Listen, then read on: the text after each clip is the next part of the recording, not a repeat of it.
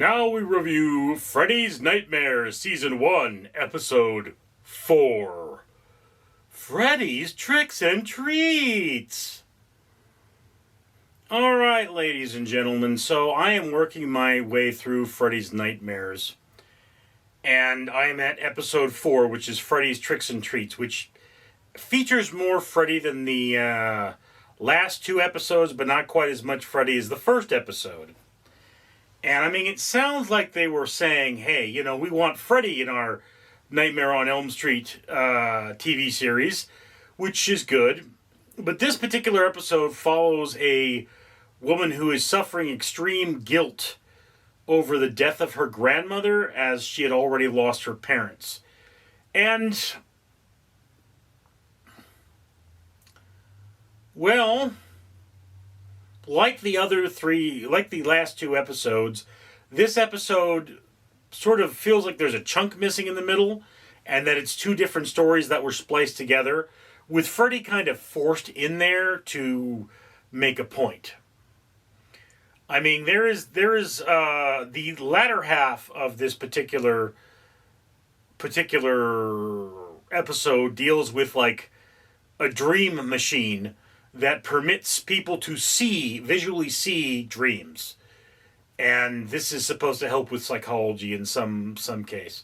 So, I mean, yeah, makes some amount of sense, actually. But, you know, Freddy as the antagonist of this particular series, it doesn't fit as well with the Freddy mythos.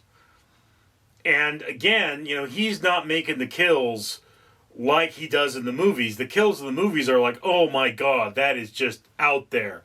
In this thing, they're a little more meh, and them being a little more meh really doesn't help much. So yeah, it's just one of those things about this particular kind of media. Is that, yeah, you watch it and you go, hey, dude, what's going on here? Why is Freddy so light in a Freddy movie? And why are we not learning? I mean, like, anyone who's not familiar with the Nightmare on Elm Street film series is going to be confused at this point. Which, I mean, I guess it's fine. You don't need to 100% explain Freddy. But that's kind of the thing, is that it's a little too pandering for fans.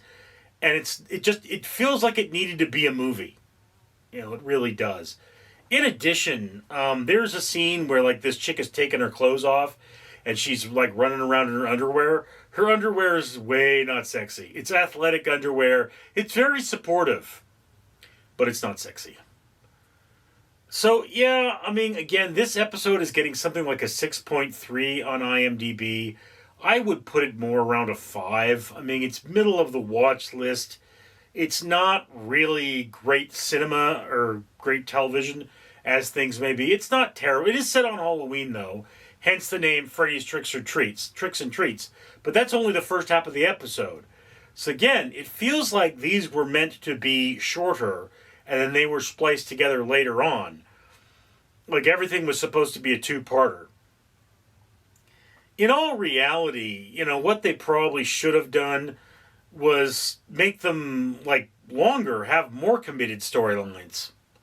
Anyway, that's just my opinion. I'd love to hear yours down in the comments below. I, of course, am Richard. Greetings, humanity.